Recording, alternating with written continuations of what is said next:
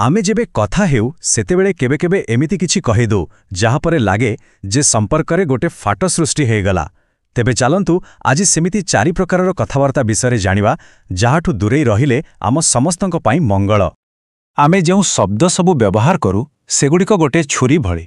आमे चाहिले संपर्क गढ़िबा पई व्यवहार करि पारिबा आउ चाहिले सेही संपर्क को काटे खंड खंड भी करि पारिबा। तेबे शेषरे निष्पत्ति तो आमको ही नेबा कहब आमे एहार व्यवहार केमिति करिबा।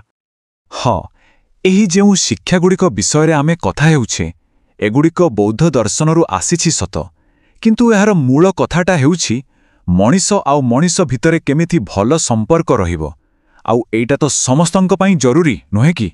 ठीक अछि, तेबे आसंतु आरंभ करिबा। आम लिस्ट रे जो प्रथम कथाटी अछि सेटा हेउछि मिछ कहिबा। देखिले ता कथाटा केते सीधा सड़ख। मिछ कहिबा ठरू दूरेई रुहंतु। एथिरे बुझिबा पई किछि भी जटिल नाही, किंतु एहार प्रभाव आम जीवन उपरे बहुत गभीर। आउ एठी केवल बड़ बड़ मिछ कथा कुहा जाउनी, आमे जो छोट छोट मिछ कहिदौ जेमति कि कहा मन रखिबा पई हौ कि कोनोसी अडुआ परिस्थितिरु खसी जीवा पई हौ, सेगुडा भी एइथिरे सामिल। मिछ कहिले कौन हुए सेटा तो पूरा स्पष्ट। एहा खाली आम चारित्र को दुर्बल करे ता नुहे, बरं गोटे संपर्कर जो मूल दुआटा थाए माने विश्वास ताकू पूरापूरी भांगी चुरमार करिदे। अच्छा, एबे आसंतु देखिबा द्वितीय कथाटी कौन। यह एमिति एक कथा जहा लोकंको भितरे दूरता आनी दिए। एइटा आउ किछि नुहे, एइटा हेउछि कहा पछरे कहिबा बा चुगुली करिबा। जेतेबेले आमे एमिति किछि करू सेतेबेले लोकंको मध्यरे भूल बुझामणा तयारी हुए। आउ सत कहबाकू गले एभଳି कथार मूल उद्देश्य ही हेउछि संपर्करे फाट सृष्टि करिबा। आउ एमिति कथा काहेकि कुहा जाए, एहा पछरे साधारणतः थाए ईर्ष्या नहले क्रोध। जेतेबेले कहार भल देखि सही हुएनी किमा काहा उपरे प्रबल राग थाए सेतेबेले ही मुहरु एमिति कथा बाहारे। आउ गोटे कथा, एमिति करिबा द्वारा केवल अन्यमानंकर क्षति हुएनी, जी एमिति कथा कुहे ता निज जीवन उपरे भी यार बहुत खराब प्रभाव पड़े। चलंतु एबे आगकू बढ़िबा आउ तृतीय कथा विषय जानिबा। एइटा हेला कठोर कथा कहिबा किंबा एमिति किछि कहिबा जहा अन्यकू अपमानित करे। टिके भाबंतु त आम समस्तंक सह केबे ना केबे एमिति हेइथिबो जेतेबेले केही आमको बहुत कटु कथा कहिदिए मनकू केते कष्ट हुए, ठीक ना। कठोर शब्द जेमिति कि काहाको समालोचना करिबा किंबा खराब ना धरि डाकिबा एसबु कथा सीधा मनरे बाजे। आउ यहाँ पारे कौन हुए, दुख लागे, केही अवसाद को चली जाती आउ निज उपर भरोसा भी टूटी जाए।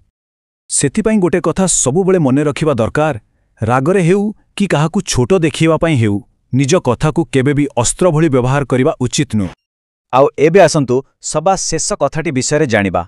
एहा एमिति गोटे कथा जहाकू आमे प्रायतः एते गुरुत्व देउनु, किंतु एहार प्रभाव भी कम नुहे। एइटा हला निरर्थक कथावार्ता माने फालतू गप। एमिति कथा जहार किछि माने न थाए, जेमिति कि घंटा घंटा धरी बसी खाली एपोर्ट सेपोर्ट कथा हेबा जहार कोनोसी उद्देश्य ही नाही। हेले एहार माने या नुहे जे आमे मजा मजा कथा कहि पारिबानी, निश्चय कहिबा, किंतु केउठी गोटे लक्ष्मण रेखा टाणिबाको हेबो सेटा जानिबा दरकार।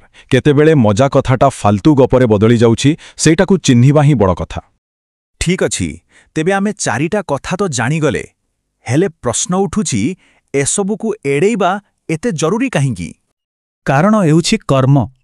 आमे मुहरु जेउ शब्द बाहर करू ताहा आम जीवन रे गोटे प्रकारर कर्म तयारी करे। भल कथा कहिले भल कर्म आउ खराब कथा कहिले खराब कर्म। एहार प्रक्रियाटा बहुत सरल। देखंतु, प्रथमे आम मनरे गोटे उद्देश्य आसे, सेही उद्देश्यरु आमे किछि कहू आउ सेइटा ही आम कर्म तयारी करे। आउ सेही कर्मर फल खाली आमको मिलेनी, आम आखपाखरे थिबा लोकंको उपरे भी एहार बहुत बड़ प्रभाव पड़े। तेणु पुणी थरे सही कथाकू मने पकेइबा। आम शब्द गोटे छुरी भली गोटे शक्तिशाली उपकरण। एहाकू केमिति व्यवहार करिबा से दायित्व आमर। तेबे शेषरे प्रश्नटी एइया, आमे आजी आम शब्दरे कौन घड़िबा, किछि भल ना किछि खराब, काहाकू जोड़िबा ना काहाकू भांगिबा, निष्पत्ति संपूर्ण आमर।